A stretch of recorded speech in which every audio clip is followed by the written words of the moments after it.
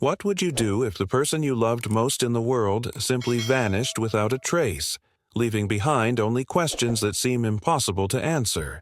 But before we begin, please hit the like button and let me know where in the world you're watching from today. It's always fascinating seeing who's joining us from around the world. Picture this: a successful doctor, recently retired after decades of saving lives, kisses his wife goodbye on what should be an ordinary October morning. He tells her he needs some time alone on the mountain trails he's hiked safely for over 25 years, just a simple day hike to clear his head and process this major life transition. By evening, he should be home for dinner, sharing stories of the peaceful solitude that Mount Sterling always provided him. But dinner time comes and goes. The hours stretch into days, then weeks, then months. 3 years pass, and Dr. Michael Henley has never come home. Has this ever happened to you? That gnawing feeling when someone you trust implicitly does something completely out of character? Diana Henley lived with that feeling every single day. Her husband Michael wasn't just any hiker. He was methodical, safety-conscious, the kind of man who filed detailed hiking plans and never, ever deviated from marked trails. In 25 years of mountain adventures, he had never once strayed from his registered route. So, when authorities suggested he might have gotten lost or, worse, taken his own life, Diana knew something was terribly wrong. The investigation went cold quickly. Search and rescue teams combed the wilderness for weeks, but Mount Sterling kept its secrets. With no trace of Michael found, officials eventually classified the case as a presumed accident or suicide. The devoted wife of 35 years was left to navigate her grief alone, haunted by questions that had no answers and a certainty that everyone else was missing something crucial about her husband's disappearance. What you're about to discover might surprise you, because this story takes a turn that nobody, not the police, not the search teams, not even Diana herself, could have predicted. Sometimes the truth isn't hiding in the wilderness at all. Sometimes it's hiding in plain sight, concealed behind familiar faces and trusted relationships that have been carefully cultivated over years. Stay with me until the end, because what started as a simple missing person case would eventually expose something far more sinister than anyone imagined. The peaceful mountain trails that Michael loved so much would become the backdrop for a shocking revelation that would shatter everything Diana thought she knew about her husband's final days. The man she'd been married to for over 3 decades had been carrying a dangerous secret, one that certain people would kill to protect. 3 years after that October morning when Michael kissed Diana goodbye, hikers exploring the wilderness downstream would stumble upon something that would change everything. Trapped in a beaver dam, miles from where Michael was supposed to have been hiking, they found evidence that would prove Diana's instincts had been right all along. Her husband hadn't gotten lost, and he certainly hadn't taken his own life. What really happened on Mount Sterling was far more calculated, far more deliberate, and far more terrifying than a simple hiking accident. The discovery would set in motion a chain of events that would expose corruption, betrayal, and murder, revealing that sometimes the people we trust most are the ones capable of the greatest deception. What Diana uncovered about her husband's final week would not only solve the mystery of his disappearance, but would also reveal the extraordinary courage of a man who died trying to do the right thing, even when he knew it might cost him everything. The phone call came on an ordinary Tuesday morning, 3 years to the day after Michael's disappearance. Diana was scrambling eggs, watching the steam rise from her coffee cup, when the shrill ring shattered the silence of her kitchen. Mount Sterling National Park showed up on her caller ID, and for a moment, her heart simply stopped beating. They hadn't contacted her in over 2 years. Mrs. Diana Henley? The ranger's voice was professional but gentle. "This is Ranger Johnson from Mount Sterling National Park. We need you to come to the station immediately. Some hikers found a backpack in a beaver dam yesterday, and we've traced it through the GPS tracker serial number. It belongs to your husband, Michael." The words hit her like a physical blow. She gripped the kitchen counter, her knuckles turning white as the magnitude of this revelation sank in. A backpack. After all this time. The eggs continued sizzling in the pan, but Diana's world had just shifted on its axis completely.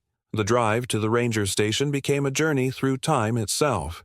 Every familiar curve in the road triggered a flood of memories. Michael's infectious excitement before each hiking adventure, his meticulous preparation rituals, the way he'd always promised to be careful because he knew how much she worried. These mountain roads had been the backdrop for so many of their shared experiences, weekend getaways where they'd explore new trails together, always returning home with stories and photographs that captured their deep connection to this wilderness. But now, as Diana navigated these same, winding paths, the landscape felt different somehow. The towering pine trees that had once represented peace and adventure now seemed to loom ominously, harboring secrets that had remained hidden for 3 long years. Her hands trembled on the steering wheel as her mind raced through possibilities. How had a backpack ended up in a beaver dam? What did this discovery really mean? And, most importantly, what other revelations were waiting for her at that ranger station? The transformation in Diana during that drive was profound. For 3 years, she'd been living in a state of suspended animation, caught between hope and despair, never knowing whether to grieve or keep believing. This phone call represented the first real breakthrough, the first tangible evidence that might finally provide answers to the questions that had been eating away at her soul. As she pulled into the ranger station parking lot, Diana noticed the police cruisers alongside the usual park vehicles. Her stomach churned with a mixture of anticipation and dread. Whatever they'd found in that beaver dam was significant enough to involve law enforcement, which meant this discovery was about to take her journey in directions she couldn't yet imagine. The impact of this moment extended far beyond just finding a piece of equipment. This was about a woman's unwavering belief in her husband's character, about the hidden truths that sometimes take years to surface, and about how a single phone call can completely alter the trajectory of someone's life. Diana was about to discover that her instincts about Michael had been right all along, but the revelations waiting inside that ranger station would challenge everything she thought she knew about the people they'd trusted most. Walking through those ranger station doors felt like crossing a threshold into a completely different reality. The familiar scent of pine and old wood that usually brought Diana comfort now carried a weight of anticipation that made her chest tight. Ranger Johnson, a stocky man in his 50s with kind but weary eyes, approached her immediately. Beside him stood Detective Williams from the county sheriff's office, a tall woman whose presence alone signaled that this discovery was far more significant than a simple piece of lost hiking equipment. "Mrs. Henley, thank you for coming so quickly," Ranger Johnson said, his voice carrying the practiced gentleness of someone who'd delivered difficult news before. "This is Detective Williams. We have some items we need you to identify, and, honestly, we have some questions that only you might be able to answer." They led her into a small conference room, and there, sitting on the scratched wooden table under harsh fluorescent lights, was something that made Diana's breath catch in her throat. The gray and blue backpack looked like it had been through a war, mud-stained, partially torn, waterlogged beyond repair, but unmistakably, heartbreakingly familiar. It was the pack she'd carefully chosen for Michael's 65th birthday, the one he'd been so excited about because of its advanced GPS tracking system and multiple compartments for his meticulous organization habits. But it was the red carabiner still attached to the side that completely shattered her composure. That bright red clip had been Michael's good luck charm, something he'd carried on every single hike for over a decade. She'd teased him about it being superstitious, but he'd always smiled and said it reminded him to come home safely to her. Seeing it now, still faithfully attached to the destroyed pack, felt like receiving a message from beyond. The transformation in Diana's understanding began in that moment. For 3 years, Michael's disappearance had felt abstract, like he'd simply vanished into thin air.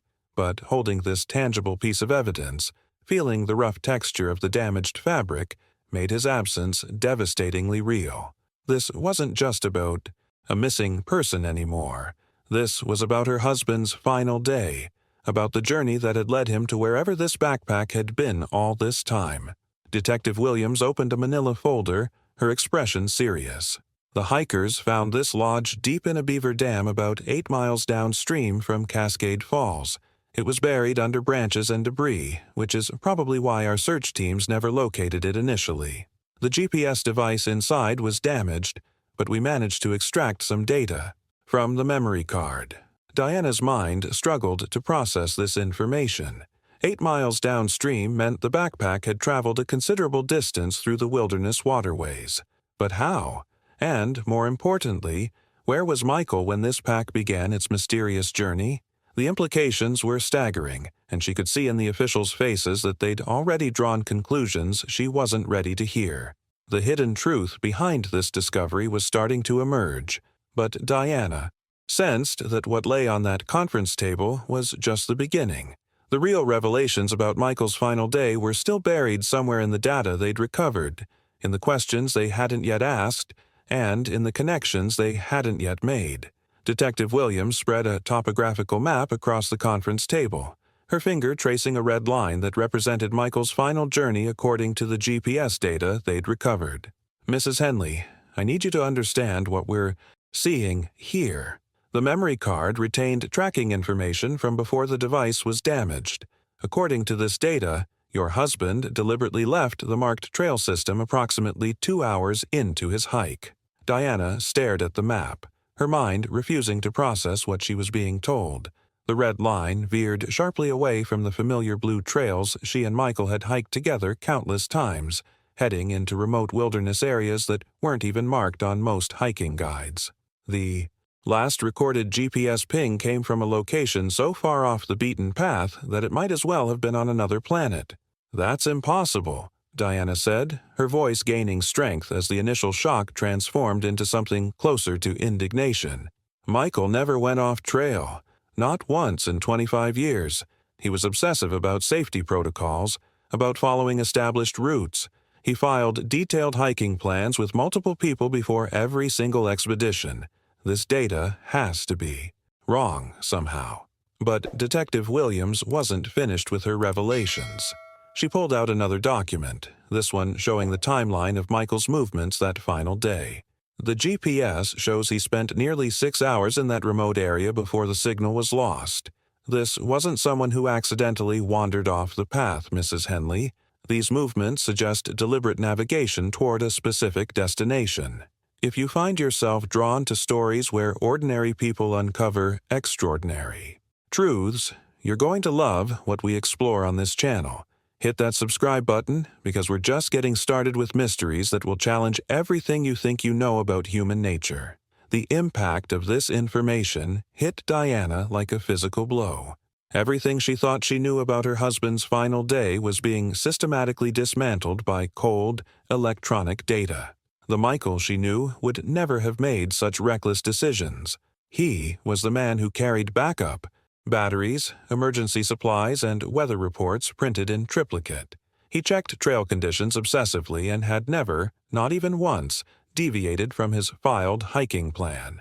"You don't understand," Diana insisted, her hands trembling as she pointed at the map. Michael's entire mindset around hiking was built on careful preparation and risk management. He'd spent decades teaching other hikers about safety protocols. The idea that he would spontaneously decide to bushwhack through unmarked terrain is completely contrary to everything he believed about wilderness safety. The transformation in the room's atmosphere was palpable. What had begun as a hopeful reunion with a piece of Michael's final journey was becoming something much more complex and troubling. Detective Williams exchanged a meaningful glance with Ranger Johnson before continuing. Based on this evidence and considering the remote location where the backpack was ultimately found, we're looking at 2 primary possibilities for what happened that day. Diana could sense the weight of their conclusions before they even spoke them aloud. Behind the scenes of this official investigation, decisions had already been made about Michael's fate. Theories had been formed that painted her husband as either mentally unstable or deliberately deceptive. The hidden truth they were about to present would challenge everything she believed about the man she'd shared her life with for 35 years. The journey Diana was about to embark on would force her to question not just what happened to Michael, but whether she truly knew him at all. The GPS data was just the beginning of revelations that would ultimately expose a web of deception that extended far beyond one man's hiking decisions. Detective Williams folded her hands on the table, her expression shifting into the practiced neutrality of someone about to deliver difficult news.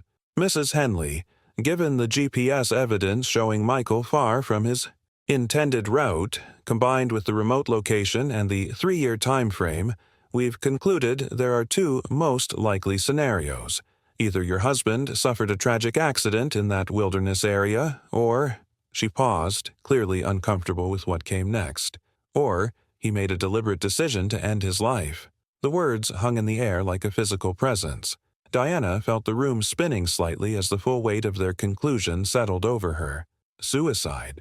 They were suggesting that Michael, the man who had been excitedly planning their retirement adventures just days before his disappearance, had deliberately hiked into the wilderness to take his own life. "That's absolutely ridiculous," Diana said, her voice growing stronger with each word. "Michael had just retired. We had a cruise to Hawaii booked for the following month. He was excited about finally having time to teach his grandson fishing. He was counting down the days until we could travel together. Does that sound like someone contemplating suicide?" But Detective Williams had clearly already made up her mind.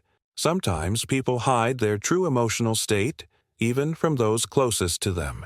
The retirement transition can be particularly difficult for high-achieving individuals like doctors. The loss of identity, the sudden lack of structure and purpose, it can trigger severe depression.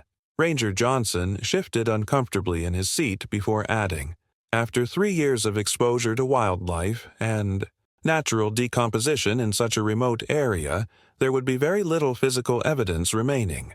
The terrain where that GPS signal originated is extremely dangerous. Steep cliffs, unstable ground, whether intentional or accidental, the outcome would be the same." The transformation in Diana's relationship with these officials was swift and devastating. The people she'd hoped would finally provide answers were instead closing the door on any further investigation. Behind the scenes, she could sense that decisions had already been made, paperwork had been filed, and Michael's case was being relegated to a statistical category that would allow everyone to move on except her. "So that's it?" Diana asked, her voice cracking with a mixture of grief and anger. "You're just giving up? 3 years of wondering, of hoping, and now you find his backpack and decide he must have killed himself based on GPS data that contradicts everything I know about my husband's character?" Detective Williams softened slightly, but her position remained firm. "Mrs. Henley, I understand this is incredibly difficult, but we have to be realistic. Without additional evidence and given the remote location involved, there's simply nothing more we can do. The case will remain classified as a presumed death by misadventure or suicide." The impact of this moment on Diana's journey was profound. She was being forced to choose between accepting the authorities' convenient explanation or trusting her own deep knowledge of Michael's character and motivations. The hidden truth about what really happened on Mount Sterling wasn't going to be found in official reports or bureaucratic conclusions. It was going to require her to dig deeper, to question everything, and to follow instincts that everyone else was dismissing. As Diana left that ranger station, clutching photocopies of the GPS data and a receipt for Michael's backpack, she felt more alone than she had in the entire 3 years since his disappearance. But something inside her had shifted. The official case might be closed, but her personal investigation was just beginning. Before the official meeting concluded, Ranger Johnson quietly gestured for Diana to examine the backpack's contents more closely. With trembling hands, she carefully removed each item that had survived the 3-year journey through the wilderness waterways. Michael's medical license sat in its protective plastic holder, warped but still readable. Dr. Michael James Henley, M.D., his photograph showing those kind eyes behind wire-rimmed glasses and that gentle smile she missed so desperately. His hiking permit was there too, dated October 15th, the ink faded but legible. Diana remembered him filling out that form so carefully the night before, checking weather conditions multiple times and mapping his intended route with the precision of a surgeon planning an operation. His phone, however, told a different story entirely. The screen was completely shattered, filled with murky water that had long since destroyed any hope of recovering data. Whatever final messages or calls Michael might have made were lost forever. But it was Ranger Johnson's quiet observation that truly shifted Diana's understanding of the situation. After Detective Williams had stepped out to take a call, he leaned closer and spoke in a voice barely above a whisper. "Mrs. Henley, there's something about the location that doesn't add up. The Beaver Dam, where we found this backpack. It's miles downstream from any marked trail. For this pack to end up there, your husband would have had to be somewhere completely off his registered route. If Diana's journey gave you that same feeling I had while researching this case, that mix of heartbreak and hope that comes from watching someone fight for truth, show it with a like. These stories connect us all through our shared belief that justice matters." The transformation in Diana's mindset began with that single revelation. The water flow patterns meant Michael's backpack had traveled a significant distance through the wilderness, but the trajectory suggested he'd been in an area that made no sense given his filed hiking plan. This wasn't just about going slightly off trail. This was about being in a completely different section of the mountain entirely. "The unusual thing," Ranger Johnson continued, glancing toward the door to make sure they weren't overheard, "is that the Beaver Dam is actually closer to the industrial access roads than to any hiking trails. It's not an area recreational hikers would typically find themselves in, even if they got lost." Diana stared at the damaged items scattered across the table, her mind racing through the implications. Industrial access roads suggested a completely different purpose for being in that area. The hidden truth behind Michael's final day was becoming more complex with each revelation. Why would a man who filed detailed hiking plans and never deviated from marked trails end up near industrial access routes? The impact of this discovery extended far beyond just finding Michael's belongings. This was about recognizing that behind the scenes of what appeared to be a simple hiking accident, there might be forces and motivations that had nothing to do with wilderness recreation. Diana's journey toward understanding what really happened was taking her into territory she'd never imagined exploring. The decisions Michael had made on his final day weren't aligning with the character of the man she'd known for 35 years, but they also weren't aligning with the official explanations being offered by the authorities. Something else had drawn him to that remote area, something that had nothing to do with processing retirement or seeking solitude in nature. Driving home from the ranger station, Diana felt a fierce determination growing inside her chest. The authorities might have closed Michael's case, but they hadn't. Lived with him for 35 years. They hadn't watched him count down the days to retirement with the excitement of a child before Christmas, marking off each date on the calendar in his office with a red marker. They hadn't heard him talking for months about the Hawaii cruise, about finally having time to teach his grandson to fish, about all the places they'd explore together once he was free from the demanding schedule of medical practice. The transformation in Diana's mindset was profound. Where grief and uncertainty had once paralyzed her, now she felt the clarity that comes with absolute conviction.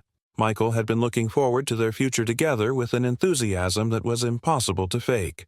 The man who had spent weeks researching the best fishing spots in Hawaii, who had already bought camping gear for their planned national park tours, who had been designing a workshop in their garage where he could pursue woodworking, that man didn't disappear into the wilderness to end his life. But if Michael hadn't taken his own life, and if he truly was too experienced to get lost accidentally, then what had really happened on Mount Sterling? The hidden truth was out there somewhere, and Diana realized that the people who might hold the key weren't the authorities who had closed his case, but the colleagues who had worked alongside him during those final weeks. The drive to Valley Medical Group took her through the heart of downtown, past the coffee shop, where Michael used to stop every morning for his black coffee and blueberry muffin, past the park where they'd celebrated his retirement party just days before his disappearance. His colleagues had thrown him a surprise celebration with a cake shaped like Mount Sterling, everyone laughing and sharing stories about his dedication to patient care and his meticulous attention to detail. Valley Medical Group looked different now. The familiar blue awning had been replaced with modern gray signage, and the warm, comfortable waiting area Michael had insisted on had been transformed into something stark and clinical. But Diana pushed through those glass doors with purpose. These people had known Michael in his professional environment, had witnessed his daily routines and interactions during those crucial final weeks.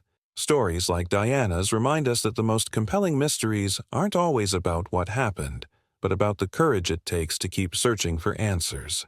Subscribe to. Join me as we dive into more cases where determination and love triumph over deception. The impact of her decision to seek answers from Michael's former colleagues would prove more significant than she could have imagined. Behind the scenes of what appeared to be a normal medical practice transition, there had been dynamics and pressures that Michael had never shared with her. The journey she was about to embark on would reveal that her husband's final weeks had been marked by discoveries and decisions that went far beyond simple retirement planning. Her mindset as she approached the reception desk was focused and determined. If Michael had been acting differently during his final days, if something had been troubling him enough to affect his behavior, then the people who worked closest with him would have noticed. They might hold pieces of the puzzle that could finally explain why a careful, safety-conscious man had ended up in a remote area miles from his intended hiking route. The transformation of Valley Medical Group was immediately apparent the moment Diana stepped inside. Where Michael had insisted on creating a warm, welcoming environment with comfortable chairs and soft lighting that would put anxious patients at ease, everything was now sterile, white, and chrome. The walls that had once displayed local artwork and thank-you letters from grateful families were now bare except for corporate efficiency charts and patient flow optimization diagrams. The young receptionist looked up from her computer with polite but vacant eyes. "Can I help you?" she asked, clearly not recognizing Diana despite the countless times she'd visited Michael during lunch breaks over the years. This wasn't just about cosmetic changes. This was about a complete erasure of the culture and values that Michael had spent decades building. "I'm Diana Henley," she said, watching for any spark of recognition. "My husband, Dr. Michael Henley, used to work here. I need to speak with someone about a recent development regarding his case." The receptionist's perfectly shaped eyebrows furrowed with genuine confusion. "I'm sorry, I don't recognize that name. I've only been here about 18 months. Could I speak with the office manager?" 18 months. Diana felt a chill run down her spine as she realized how quickly Michael's presence had been completely scrubbed from this place where he'd dedicated over 2 decades of his life. The impact of this erasure hit her hard, not just professionally, but personally. These new staff members had no memory of Michael's patient advocacy, his habit of staying late to ensure every patient received proper care, or his insistence that medicine should be about healing people, not maximizing profits. A harried-looking man in his 30s appeared, introducing himself as Brandon Kim, the current office manager. His apologetic smile confirmed Diana's worst fears. "I'm afraid I didn't know your husband, Mrs. Henley. The practice was sold 2 years ago, and most of the staff changed over. We're operating under completely different management now with a focus on streamlined efficiency and enhanced revenue generation." The mindset shift behind these changes was obvious and disturbing. Michael's patient-centered approach had been replaced by corporate optimization strategies that treated healthcare like any other business transaction. But Diana's journey wasn't about mourning the loss of her husband's professional legacy. It was about finding someone who had actually worked with Michael during those crucial final weeks. "Is there anyone still here who knew my husband?" Diana asked, her voice carrying a desperation she couldn't hide. "Someone who might remember how he was acting before his disappearance?" Brandon's expression softened slightly as he considered her request. "Actually, Linda Winters is still with us. She was here during Dr. Henley's time, and specifically asked to stay when we restructured. She's with a patient right now, but she should be free in about 20 minutes. The hidden truth Diana was seeking might still be accessible through Linda, someone who had witnessed Michael's daily routines and professional interactions during those final, crucial weeks. Behind the scenes of this corporate transformation, there was still one person who remembered the real Michael and might hold the key to understanding what had changed in his behavior before he disappeared. 23 minutes felt like hours as Diana waited in the break room, surrounded by the sterile efficiency of the new management style. But when Linda Winters finally rushed through that door, her face immediately creasing with concern the moment she spotted Diana, everything changed. Here was someone who remembered, someone who cared, someone who understood the magnitude of what had been lost. Diana! Oh my goodness, how are you holding up? Linda embraced her warmly, then pulled back to study her face with the practiced eye of someone who'd spent 12 years working alongside Michael, learning to read people's needs and emotions the way he did. Is everything okay? You look upset, and honestly, I wasn't expecting to see you here. The transformation in Diana's emotional state was immediate. After hours of dealing with officials who treated Michael like a case number and new staff who'd never known him, Linda's genuine concern felt like finding water in a desert. Here was someone who understood the real Michael, who had witnessed his daily dedication to patient care and his unwavering commitment to doing what was right. Hit the like button if you felt that emotional connection to Diana's refusal to give up. When we support content that honors people like Michael and Diana, we're saying that these stories of courage deserve to be told and remembered. Diana's words tumbled out as she shared the morning's discoveries.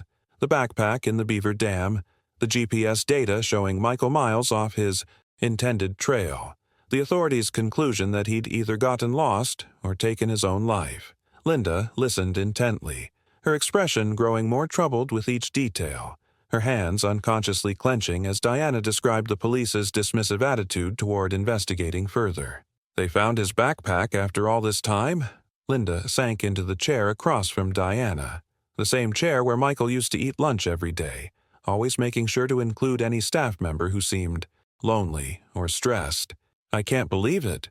We still miss him so much here, Diana. Well, those of us who are left anyway. The new management doesn't understand what this place lost when Michael disappeared. The impact of reconnecting with someone who truly knew Michael's character was immediate and profound.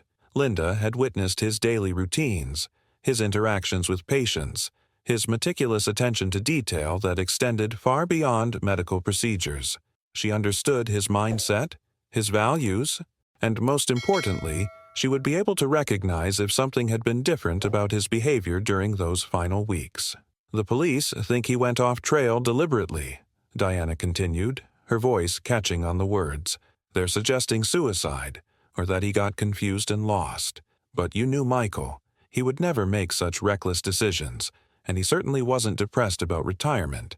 He was excited about finally having time to focus on other things. Linda's expression shifted subtly, something flickering in her eyes as she processed this information. Behind the scenes of the medical practice, she had observed Michael's daily patterns and behaviors with the keen attention of someone who worked closely with him for over a decade. The hidden truth about Michael's final weeks might be accessible through her memories of changes that others had missed or dismissed. Linda leaned forward, her voice gaining strength as she spoke. Diana, I need you to understand. The police theories about suicide or Michael getting lost, they're absolutely wrong. Your husband loved his work, loved his patients. His retirement shocked all of us precisely because he seemed so passionate right up until the end. Mrs. Rodriguez still asks about him every time she comes in for her appointments. He had that kind of impact on people.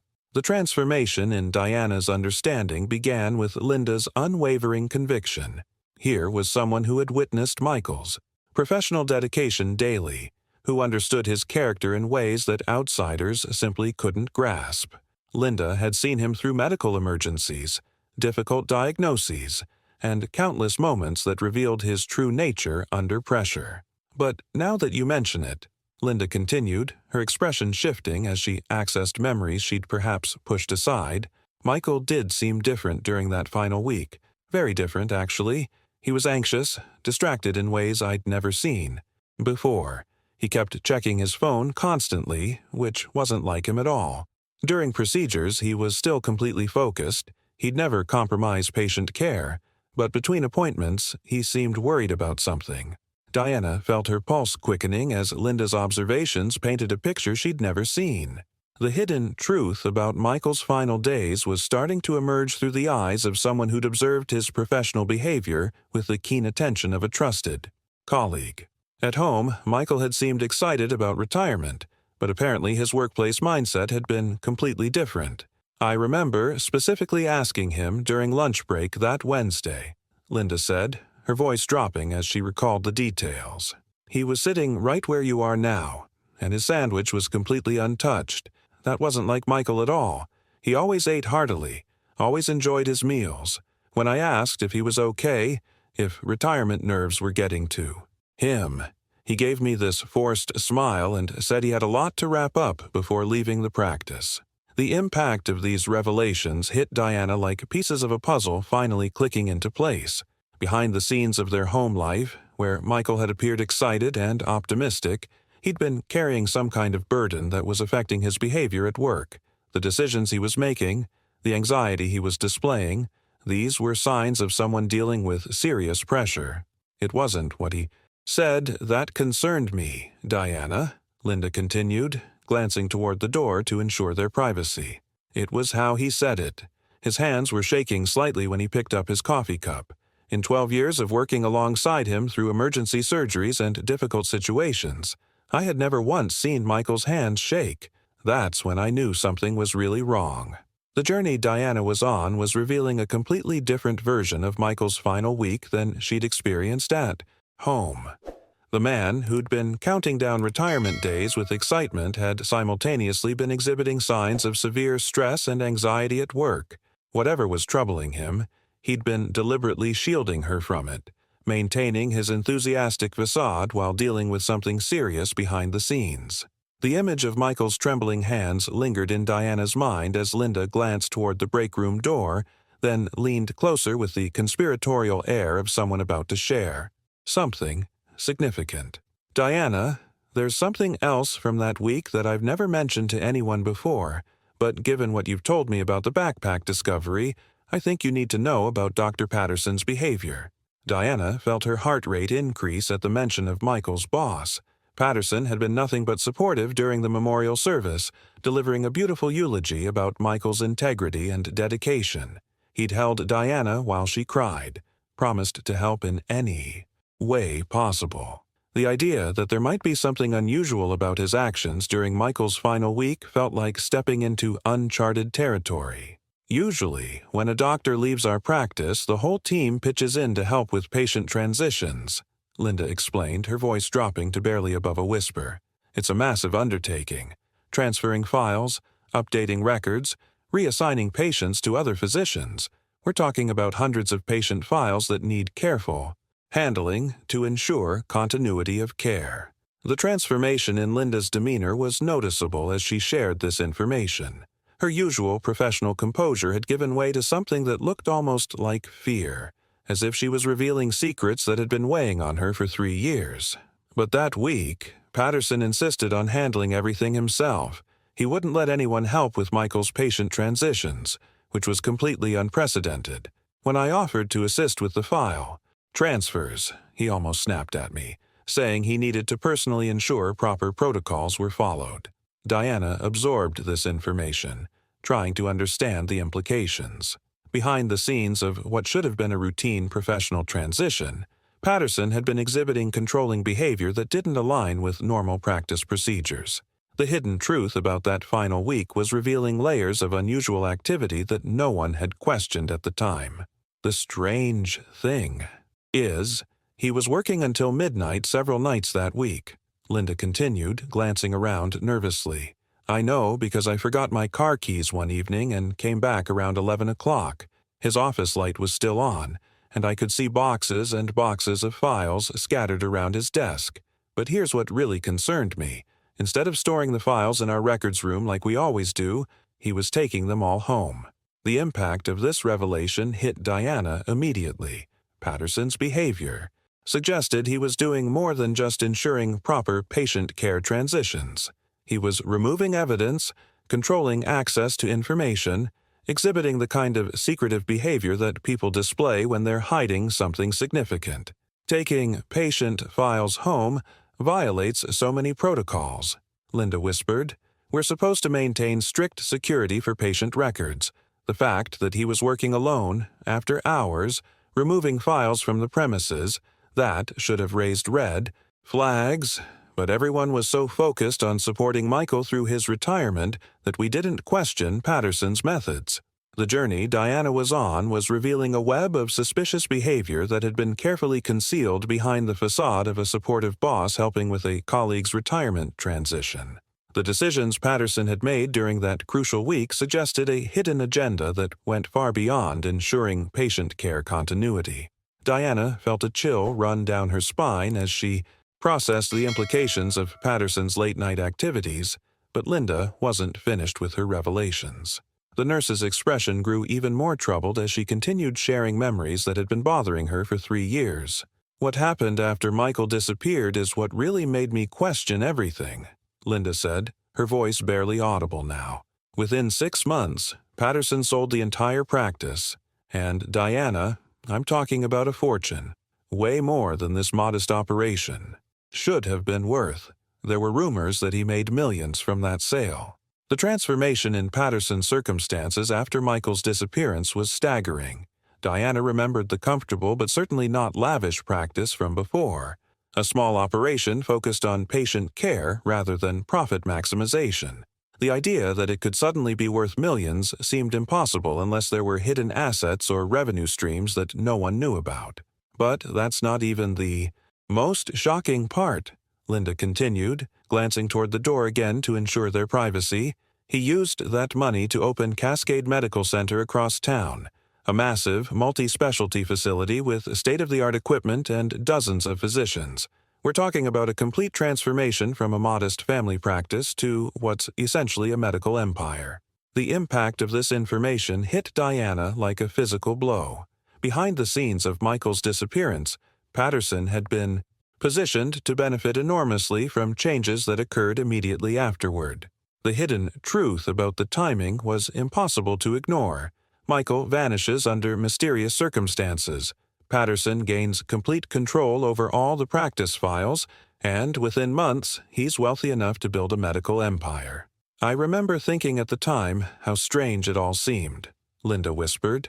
"One day, we're a small practice, struggling with insurance reimbursements and modest patient loads, and the next day, Patterson is supposedly sitting on enough assets to attract major investors and build a facility that rivals the hospital downtown." Diana's mind raced through the implications. The decisions Patterson had made during Michael's final week, working alone, removing files, controlling access to information, suddenly looked less like supportive colleague behavior and more like strategic preparation for something much larger. The journey she was on was revealing financial motivations. That could explain both Michael's anxiety and Patterson's suspicious actions. "The really unsettling thing is how quickly everything happened," Linda continued. "It was like Patterson had been planning this expansion for months, but none of us knew about it. The investors appeared out of nowhere, the construction permits were already approved, the architects had detailed plans ready to go. That level of preparation doesn't happen overnight. The mindset required to orchestrate such a dramatic transformation while maintaining the facade of a concerned colleague was chilling. Patterson had been playing a much deeper game than anyone realized, and Michael's disappearance had somehow been the catalyst that allowed him to execute plans that had been developing behind the scenes for much longer than anyone suspected. Linda's expression grew even more disturbed as she shared what she'd learned about Patterson's meteoric rise in the medical community. Within a year of opening Cascade Medical Center, he was being featured in medical journals for his innovative billing practices and practice management techniques. He started speaking at conferences about maximizing healthcare profits and streamlining operations for enhanced revenue generation. The transformation in Patterson's public persona was striking and deeply unsettling. Diana remembered the man who used to join them for dinner, who spoke passionately about putting patient care above profit margins, who had built his modest practice on the philosophy that medicine was about healing people, not generating wealth. This new version of Patterson, the conference speaker focused on profit maximization, seemed like a completely different person. "The really disturbing part is how dramatically his mindset shifted," Linda continued, her voice carrying a tone of betrayal. "Before Michael disappeared, Patterson always emphasized that our primary goal was patient care. We had policies in place that sometimes cost us money but ensured better outcomes for patients. But after the practice sale and his expansion, everything became about efficiency metrics and billing optimization. The impact of this revelation extended far beyond just business philosophy changes. Behind the scenes of his public success, Patterson had abandoned the ethical framework that had guided the practice for decades. The hidden truth about his transformation suggested that whatever had happened during Michael's final week had freed Patterson to pursue a completely different set of priorities. "But Diana, I need you to understand something absolutely crucial," Linda said, reaching across the table to grasp her hands firmly. "Whatever happened on Mount Sterling, it wasn't because Michael wanted to leave you. He talked about your retirement plans constantly. The Hawaii cruise, teaching your grandson to fish, all the places you were going to explore together. He was counting down the days until he could spend every moment with you." The journey Diana was on required her to hold two seemingly contradictory truths simultaneously.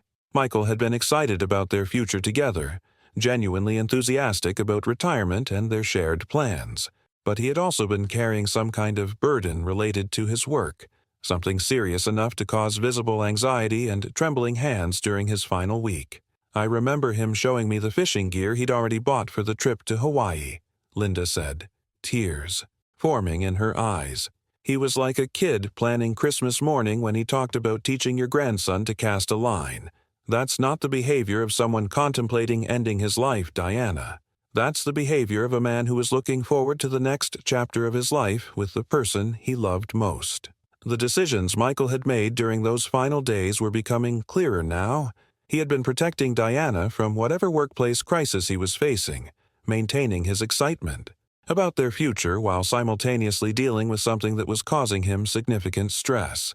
The mindset required to shield his wife from his professional troubles while continuing to plan their retirement adventures spoke to his character and his commitment to their relationship. Leaving Linda at the medical practice, Diana felt a profound shift in her understanding of Michael's final weeks. The conversation had revealed that her husband had been living a double life of sorts, maintaining his excitement about retirement at home while exhibiting clear signs of distress at work. The transformation in her mindset was complete now. This wasn't about a depressed man seeking solitude on a mountain trail. This was about someone who had discovered something significant enough to cause trembling hands and midnight file removals. The storage unit felt different when Diana returned that afternoon. The dusty boxes that had once represented painful memories she wasn't ready to face now held the potential for answers she desperately needed. Her hands were steady as she methodically searched through Michael's belongings, this time with the focused determination of someone following a trail of evidence rather than someone drowning in grief. The first 3 boxes yielded the expected items: medical journals spanning decades, patient thank you cards carefully preserved in plastic sleeves, certificates of continuing education that showed Michael's dedication to staying current in his field. But it was in the 4th box, wedged tightly between 2 thick medical textbooks, that Diana found something that would change everything. Michael's leather day planner from his final months sat there like a time capsule, its worn brown cover familiar from the countless times she'd seen him consulting it over breakfast or updating it at his desk. He'd always been old-fashioned about scheduling, preferring the tactile experience of pen and paper to digital calendars. The hidden truth about his final weeks might be documented in his own careful handwriting. Diana's hands trembled as she opened the planner, flipping through pages that chronicled the ordinary rhythms of a medical practice winding down toward retirement. September showed routine appointments, staff meetings, and personal reminders about their upcoming Hawaii cruise. But as she moved into October, the entries began to change in subtle ways that revealed the increasing pressure Michael had been under.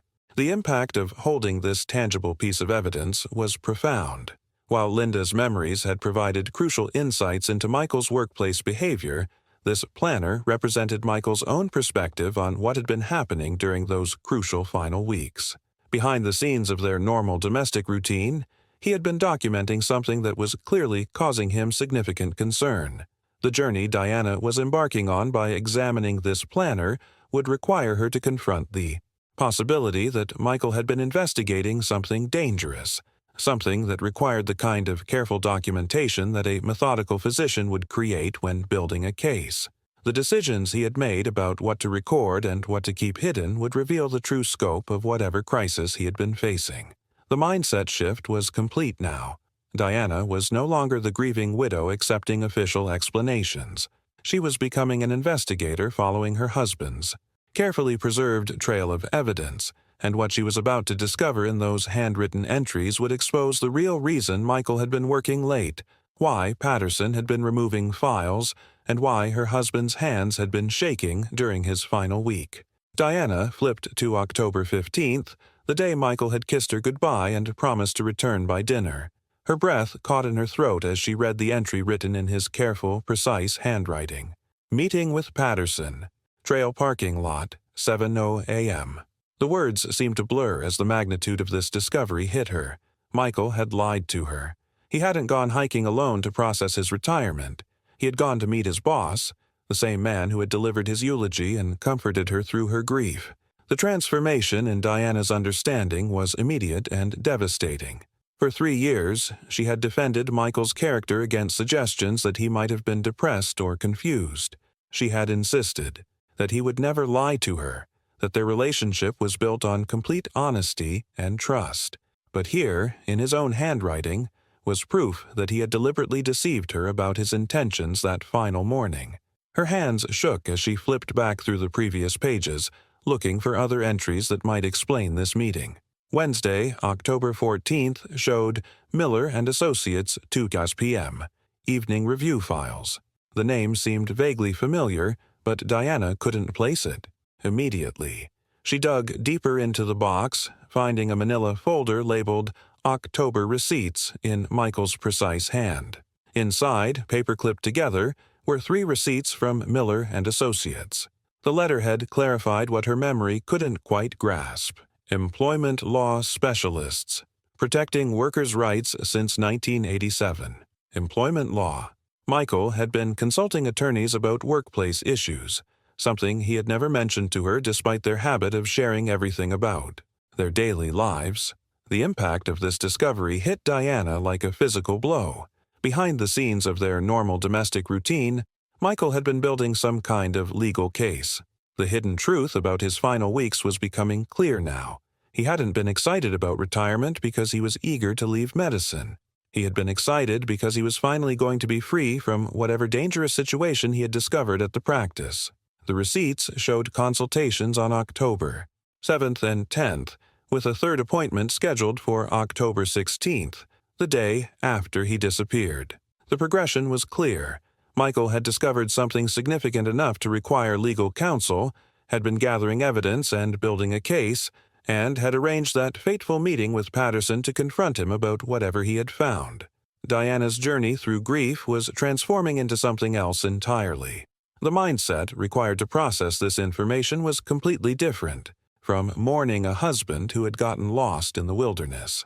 This was about understanding that Michael had been living a double life during his final weeks, protecting her from knowledge that might have put her in danger while simultaneously preparing to expose something that was serious enough to require whistleblower protection. The decisions Michael had made during those final days were becoming clearer. He had consulted employment lawyers, documented evidence, scheduled meetings, and maintained his excited facade about retirement, all while knowing that his investigation might cost him everything. The courage required to continue this path while protecting his wife from the potential consequences spoke to the character Diana had always known him to possess. Diana pulled out her phone with trembling fingers, grateful that the storage unit had decent cell service. Miller and Associates answered on the second ring, and after a brief hold, she was connected to Rebecca Stone, who handled their records retention. The transformation in Diana's understanding accelerated with each word of their conversation. Mrs. Henley, I see here that Dr. Michael Henley had consultations with Mr. Miller in October 3 years ago, Rebecca said, her voice professional but sympathetic. I'm limited in what I can share due to attorney-client privilege, even posthumously, but I can tell you that Dr. Henley's initial inquiry was specifically regarding employment whistleblower protections. The impact of hearing this confirmation hit Diana like a physical blow. Michael hadn't just been dealing with workplace stress or retirement anxiety. He had been investigating something serious enough to require legal protection from retaliation. Behind the scenes of his excited retirement planning, he had been preparing to expose corruption that could have destroyed careers and potentially landed people in prison. He asked very specific questions about protection from retaliation and how to properly document evidence of workplace issues. Rebecca continued. He was scheduled for a follow-up appointment on October 16th, but never showed. Mr. Miller tried calling several times, but her voice trailed off meaningfully. Diana's journey toward understanding was revealing the true scope of Michael's final weeks. The mindset required to simultaneously plan a romantic retirement with his wife while building a legal case against dangerous people spoke to both his courage and his determination to protect her from knowledge that might have put her in harm's way. He sounded very worried during their last conversation, Rebecca added softly. Mr. Miller specifically noted that Dr. Henley kept asking about whether his family would be protected if he came forward with information. Your husband was very methodical in his approach, Mrs. Henley. Whatever he was dealing with, he wanted to handle it properly through legal channels. The hidden truth about Michael's disappearance was crystallizing now. He hadn't gone to Mount Sterling to clear his head about retirement. He had gone there to confront Patterson about whatever evidence he had gathered, armed with legal knowledge about whistleblower protections and probably hoping to convince his boss to cooperate rather than face federal investigation. Diana thanked Rebecca and drove home in a daze, her mind processing the implications of everything she had learned. But as she turned onto her street, she saw something that made her blood run cold. The silver Mercedes in her driveway was unmistakable. Patterson's car, with that customized license plate she'd recognize anywhere. After 3 years of no contact, he was here the same day she discovered evidence of Michael's investigation. The transformation in her perception was immediate. This wasn't a coincidence. Patterson's presence at her home, hours after she'd been digging through Michael's belongings and calling lawyers, felt like a direct threat. The decisions she had made that day, visiting the storage unit, talking to Linda, calling the law firm, had somehow triggered a response from the very man Michael had been investigating. Diana's pulse quickened as she pulled up behind Patterson's Mercedes, seeing him standing by her front door talking animatedly with her neighbor, Mrs. Chen. Even from a distance, she could see something was different about his typically immaculate appearance. His expensive suit looked wrinkled. His tie was slightly askew, and there was a tension in his shoulders that she had never witnessed before in the 15 years she'd known him. "Diana," Mrs. Chen waved enthusiastically as she got out of her car. "I was just telling Dr. Patterson you were out. He's been waiting for you. Such a thoughtful man, checking on you like this." Patterson turned with his familiar smile, but Diana noticed something that made her stomach clench. The warmth that had always reached his eyes was completely absent, replaced by something calculating and cold. "Charlotte," he said, approaching her car with practiced concern. "I heard about the backpack discovery from the police this morning. They contacted me to ask a few routine questions since I was Michael's employer. I wanted to check on you personally, see how you're handling this difficult news." The transformation in Patterson's demeanor became more apparent as Diana observed him closely. Behind the scenes of his solicitous words, she could sense an urgent agenda driving his visit. Mrs. Chen, oblivious to the undercurrents, cheerfully mentioned that Diana had been spring cleaning at her storage unit, which triggered something Diana had never seen before. A flash of panic in Patterson's eyes. "Storage unit?" Patterson asked casually, but his voice carried an edge that made Diana's skin crawl. "Sorting through old memories, I imagine. Sometimes going through belongings can bring unexpected comfort or surprises. Did you find anything interesting? Old documents or files that Michael might have kept at home?" The impact of his probing questions hit Diana immediately. This wasn't the casual concern of a former colleague checking on a grieving widow. This was someone fishing for information, desperately trying to determine what she might have discovered about Michael's investigation. The hidden truth about Patterson's motivations was becoming clear through his barely concealed anxiety. "Just memories," Diana replied carefully. watching his reaction. Medical journals and patient thank you cards mostly. She could see him studying her face, analyzing her words for any signs of deception. The mindset required to maintain such scrutiny while pretending to offer comfort revealed a level of manipulation that chilled her to the bone. Of course, Patterson said, but his gaze kept darting to her car where boxes were visible in the back seat. If you need anything, Diana, anything at all, please don't hesitate to call. Michael was very important to me. I'd hate for his legacy to be tarnished by any misunderstandings. The word misunderstandings hung in the air like a threat. After Diana managed to excuse herself and get inside her house, she watched through her front window as Patterson returned to his car.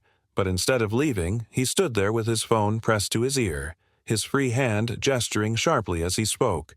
The calm, collected physician she thought she'd known for 15 years was gone, replaced by someone whose carefully constructed facade was cracking under pressure. The journey Diana was on had revealed Patterson's true nature, but it had also put her in immediate danger. His desperate interest in what she might have found, combined with his agitated phone call, suggested that Michael's investigation had threatened something much larger than a simple medical practice. Diana had barely settled inside when Patterson knocked on her door again, his expression rearranged into one of gentle concern. "Diana, I'm sorry to bother you again," he said, his voice soft and carefully modulated. "I was about to leave when I realized how abrupt I must have seemed. This news about Michael's backpack has shaken me too. Would you like to get coffee? Sometimes it helps to talk with someone who knew him well." Every instinct screamed caution, but Diana also recognized an opportunity. If Patterson was involved in whatever had troubled Michael, perhaps she could learn something. By playing along. At Corner Cafe on Oak Street, the transformation in Patterson's demeanor became even more apparent. His casual questions about storage unit findings escalated into direct interrogation about work documents and patient files. "Did you find much in storage?" Patterson asked, his fingers drumming restlessly against the table.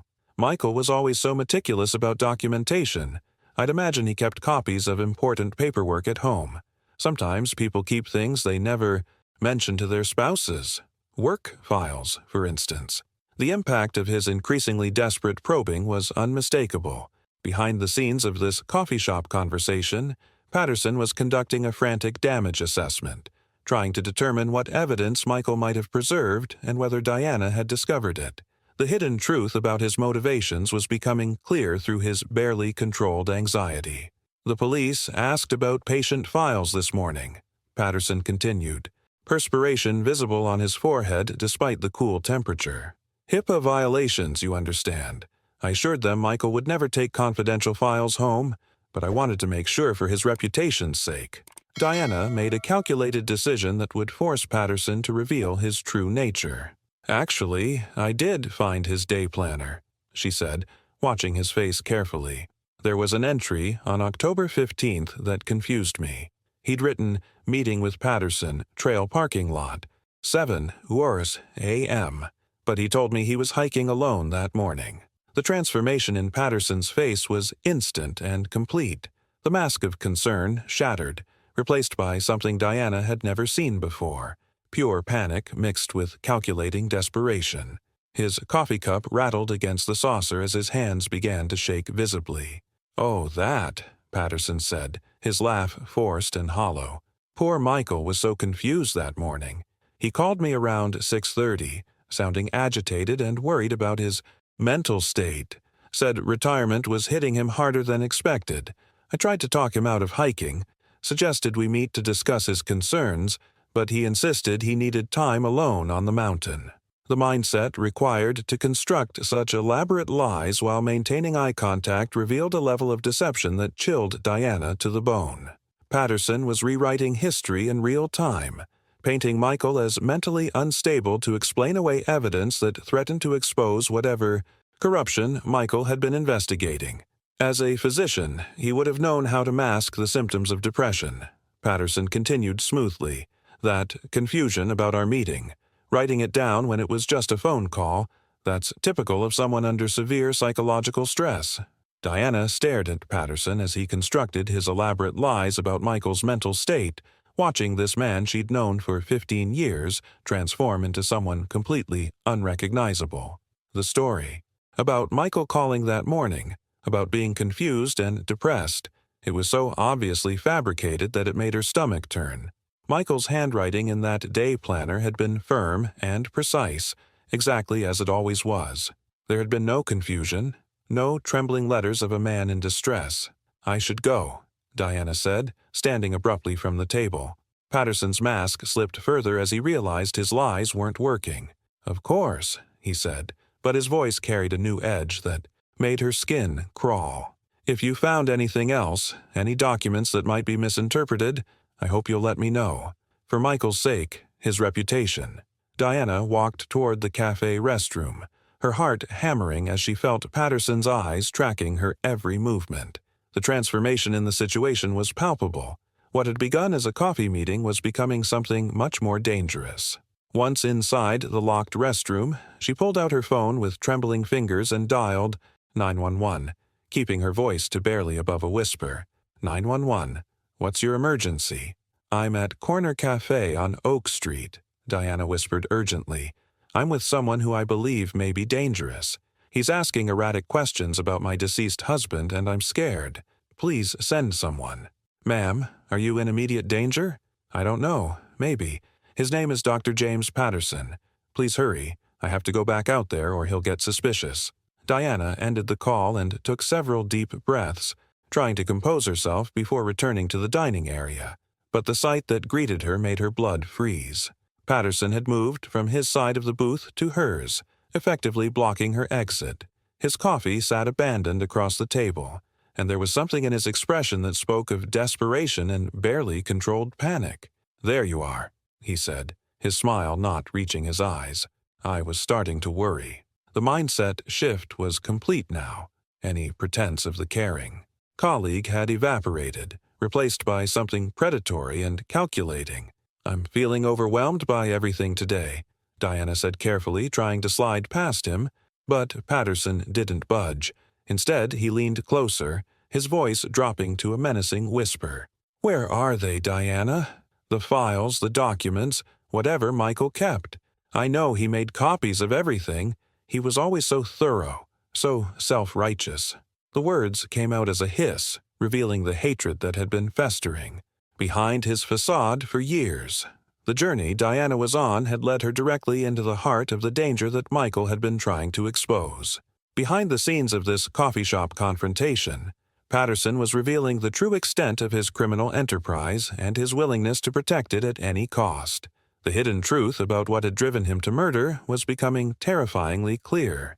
When Diana tried to push past him again, Patterson stood and guided her toward the exit with a grip. That felt like steel. "Let me walk you to your car," he said loudly enough for other patrons to hear. But as they stepped outside, Diana felt something cold and metallic pressed against her ribs through her sweater.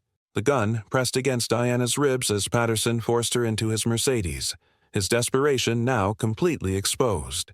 "Get in the car, or I'll shoot you right here," he hissed, using his body to shield the weapon from potential witnesses. Diana's legs felt like water as he shoved her into the passenger seat, the gun now pointed directly at her across the center console. Patterson drove with terrifying determination toward the outskirts of town, heading for the same mountain roads that Michael had traveled on his final morning. "You should have kept out of this," he said, his voice eerily calm now. "Should have just accepted that Michael killed himself like everyone else did. 3 years, Diana. 3 years of peace, and you had to ruin it." The transformation in Patterson's demeanor was complete now. Gone was any pretense of the caring physician. In his place sat someone who had murdered her husband and was prepared to kill again to protect his secrets.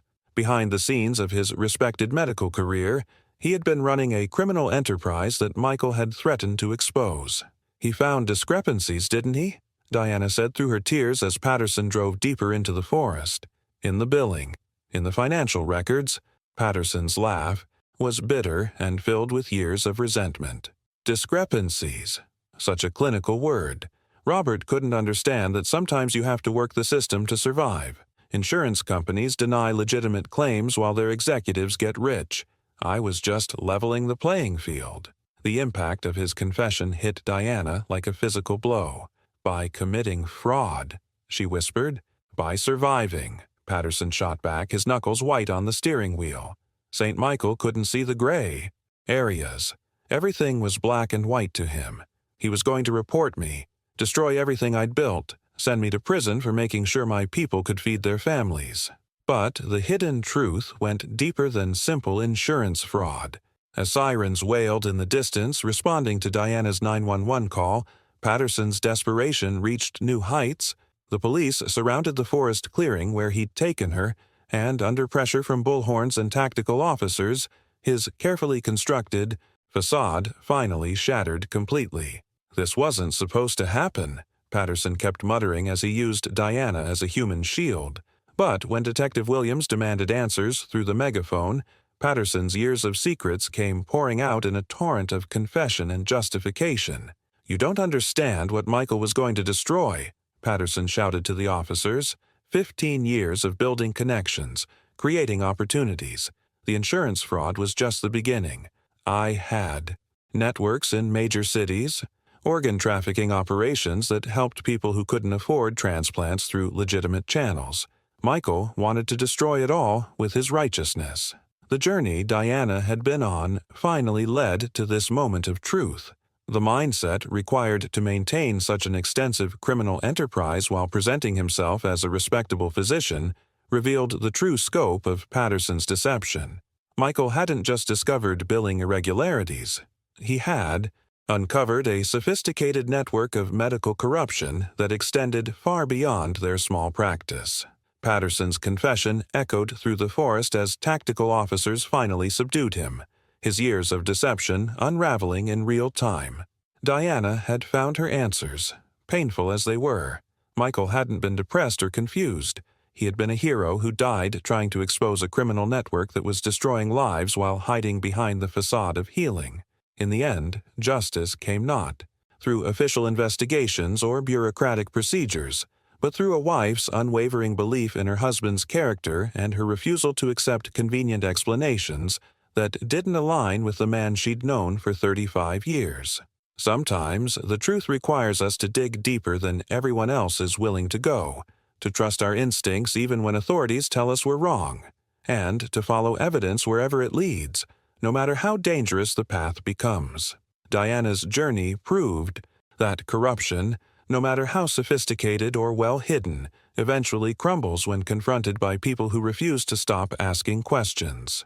Michael's courage in standing up to Patterson's criminal empire cost him his life, but it also ensured that eventually the truth would surface and justice would prevail. If stories like this resonate with you, tales of ordinary people uncovering extraordinary deceptions, of truth emerging from the shadows of carefully constructed lies, then you'll want to stay connected with this channel. We dive deep into the human stories behind mysteries that challenge everything we think we know about the people around us. Leave a comment saying, "Truth always wins," if you made it through Diana's entire journey with me. It's incredible how these real-life mysteries reveal so much about human nature, both its darkest impulses and its most courageous moments. And if this story created that same sense of connection for you that it did for me, that feeling of rooting for someone fighting against impossible odds, hit that like button. These stories matter because they remind us that sometimes one person's refusal to accept the official narrative can change everything. There's a video right here that complements this topic perfectly. Another case where family members refused to give up searching for truth when everyone else had moved on. Click and continue with me over there, because some stories are too important to forget.